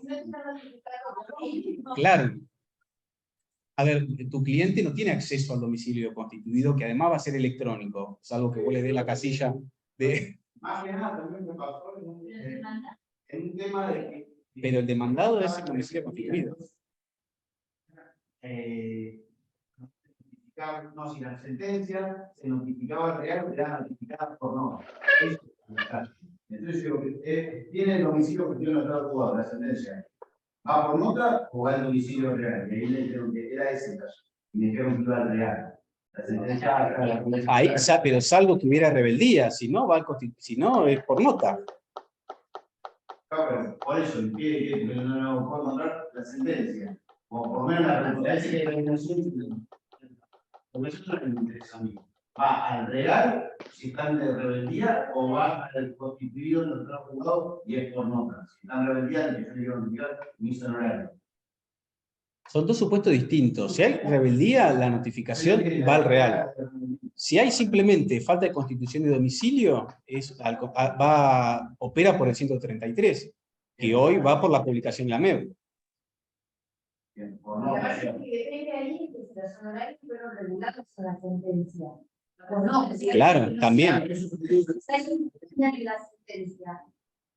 Entonces, que está en rebeldía, la sentencia se notifica por cédula del domicilio real. ¿Y los honorarios? Y hay que ver si la sentencia reguló honorarios o no.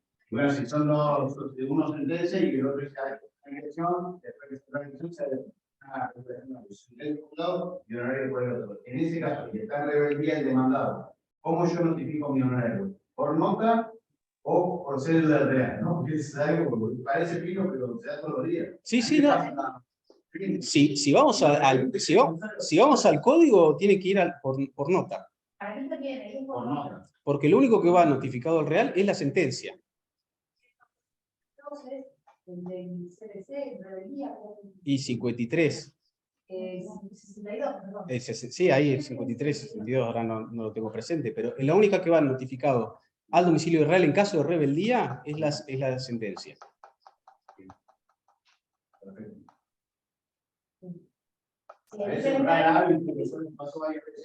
No, bueno, a nosotros la Cámara nos ha mandado, nos ha devuelto expedientes, nos ha bajado expedientes ordenándonos notificar al domicilio real sentencias en caso donde no había rebeldía, sino simplemente constitución de domicilio en los estrados. Como por la duda, digo, como que yo no empezó tantas veces y esa discusión, y como que por la duda, digo, lo hago real con cédula, y sí va a venir rebotada o bajo responsabilidad de última. Pido lo que hizo la Cámara para asegurarme Sí. y lo mando bajo responsabilidad. Lo ideal es no trabajar por las dudas ni haciendo cosas de más. No digo que sea este el caso, pero en general creo que como abogados tenemos que tender a tratar de hacer procedimientos que sean claros y no estar haciendo... A ver, entiendo obviamente la posición muchas veces del abogado o de la abogada particular que se enfrenta a una disparidad de criterios asombrosa y con un código procesal en cada organismo. Pero bueno, que eso suceda no quiere decir que esté bien y que no tengamos que velar porque trabajar de una manera mejor y más técnica. Y hacerlo lo mejor posible, digamos, ¿no? Tal Para cual. evitarse una unidad de la notificación y todo. Ahí, todo bueno, tiene que pagar. No, sí, obviamente. Las unidades de... El tema del artículo 54. Porque la otra vez me había preguntado si el juzgado notifica, automatiza y no incorpora el artículo 54. La alternativa sería o pido una aclaratoria o cuando notifico por cédula igual, mando la cédula igual y ahí inserto el 54. Sí, porque en su momento, si no fue notificado así, bueno. es nula esa notificación. Si no tiene transcrito el 54 es una notificación que vamos a considerar nula. Entonces, si yo fuese abogado y estoy interesado...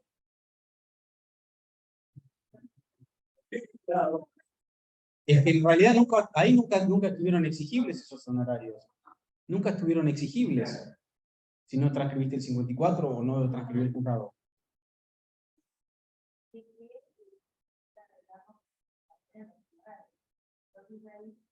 ¿Y qué te dijeron? ¿Y ahí transcribiste el 54? Y esa fue otra vez. Bueno.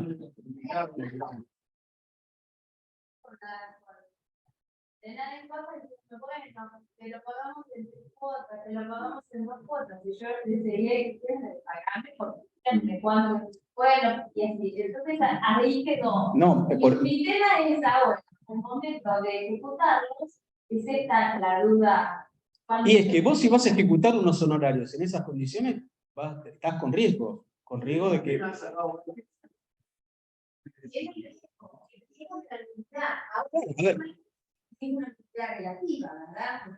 Es una nulidad relativa, pero la Cámara Contenciosa, por ejemplo, que son cosas que tengo para el próximo encuentro, ha analizado oficiosamente esa falta de notificación conforme la ley arancelaria, incluso ante la inexistencia de cualquier tipo de planteo de las partes. Con lo cual ahí parece como que la entiende como una nulidad absoluta, parecería. Pero bueno, son cuestiones que por ahí las analizamos ya con los fallos en el próximo encuentro. Pero como pauta hoy creo que lo que tenemos que tener en cuenta es que el artículo 54 tiene que estar transcripto en la notificación. Si no lo tenemos, vamos a estar complicados para ejecutar esos honorarios.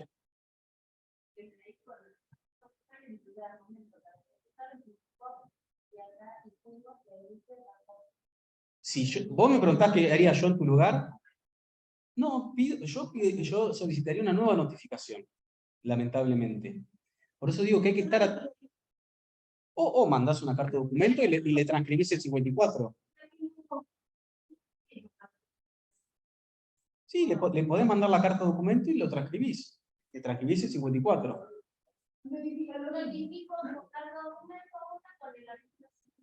Claro. Ahí, esa podría ser. Por eso digo... Sí, porque en eso estamos como... No, por eso, ahí ya son estrategias de cobro que cada uno las evalúa, ¿no? Pero... Y también hay un tema de intereses, porque a partir de los 10 días van a empezar los intereses. Claro, bueno, lo que pasa es que para que empiecen a correr los intereses, tendría que haber estado, presupone...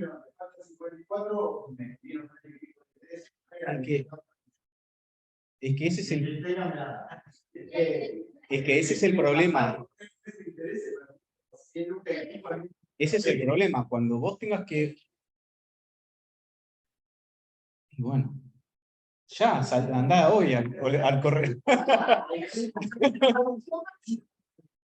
Ese es el tema, estás perdiendo honorarios, porque cuando te van a terminar una fecha de mora en la sentencia, ahí está el tema, tenemos ese inconveniente. Por eso digo que hoy por hoy, como abogados, tienen que estar muy atentos a las regulaciones de honorarios que esté transcrito en el 54 en esa regulación. Si no está la regulación, ahí automáticamente mandan un escrito pidiendo o bien que se subsane o mandan ustedes la notificación, el formulario, notificando con la transcripción del 54. Lo ideal sería que lo corrija el juzgado, y como les digo, hoy al ser la notificación automatizada, es casi, por ahí algún juzgado se le pasa, no lo advierte, pero tiene que estar incluida en el propio proveído. La cédula y copiaban el 54 en la cédula. Entonces, el juzgado fue el problema de inicio que estamos en el 54. Pero bueno, no, pero siempre puede pasar que a alguno se lo olvide, entonces ahí ustedes, atención con ese tipo de cuestiones. Después pasa el tiempo y los honorarios, los intereses quedaron ahí. No están notificados. Ahora, si fuera ese caso, donde pusieron el 54, yo con esa autonotificación podría iniciar la firmado y nadie va a decir que un día de la notificación había que mandársela al real. A ver, va a depender del caso. Si vos estás reclamándole honorarios al condenado en costas y está notificado y tiene domicilio constituido y se autonotificó y se transcribió el 54, a partir de ahí empieza a correr el plazo para que quiera firmeza y después para los 10 días. Si querés hacerlo y si no, indicá en... A ver. Yo la sacaba, yo la decía al PDG, lo mandaba a implementar a poder remitir a esa revisión que está en tal lugar y iniciar una... El problema es que muchos juzgados te van a pedir que hagas eso, les va a parecer útil tenerlo y todo. Sí. Lo que pasa es que esa constancia que vos obtenés de la MEB, a mí realmente desde el punto de vista interno no me sirve demasiado, porque yo, a ver... Está bueno saber el criterio que tienen que lo... No, a ver, es que no es, por ahí muchas cosas no son de criterio, sino de ir pensando y adecuándose a las nuevas modalidades de actuación.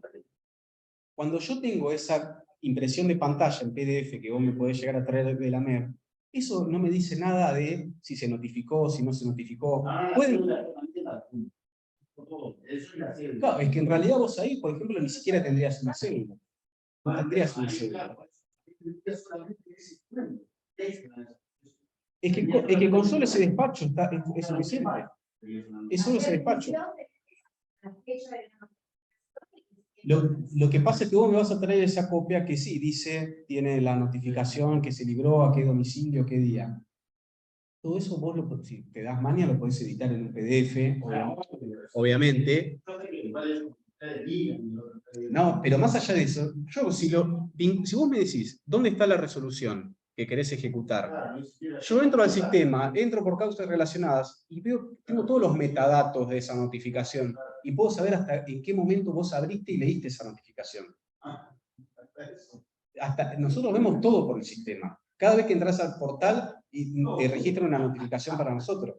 Entonces yo tengo todo ahí. Con lo cual eso a mí me da, es la única pauta que a mí me sirve. La información que a mí me sale cruda del sistema. Yo todavía no hice ninguna de esas, por eso. Siempre hice Pero en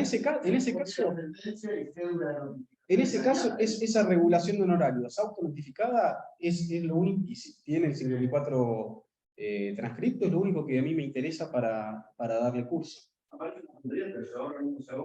No, que no es ninguna tontería. Pero bueno, después nos encontramos como esa resolución que yo les traje de un tribunal de trabajo que salió la semana pasada pidiendo copias certificadas de un expediente que tienen ellos y es enteramente digital. Entonces, bueno, por eso también... No, bueno, son absurdos, pero que pasan de replicar lo que venimos haciendo toda la vida en el papel, sin darnos cuenta que estamos en un contexto totalmente distinto. Más allá de la falta de empatía, si se quiere, de estar del otro lado y atender un reclamo y facilitarle la vida a quien viene a reclamar el cobro de un honorario. Bueno, ya más filosófico, si se quiere. Pero si nos vamos a poner desde el punto de vista, desde lo técnico y desde las posibilidades que tenemos hoy por hoy, yo no necesito más que un escrito que me diga promuevo ejecución, lo relaciono y ahí puedo ver todo por sistema, si está notificado, a quién está notificado, si le transcribiste el 54, y hasta, aunque no me interese procesalmente, si soy simplemente un fisgón o un chusma, puedo ver todas las veces que entraste a mirarla esa resolución.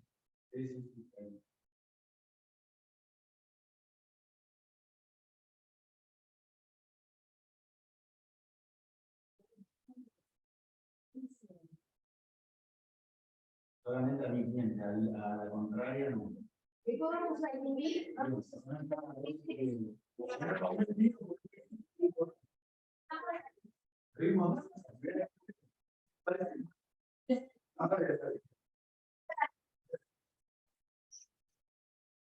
Sí, está todo. Está todo.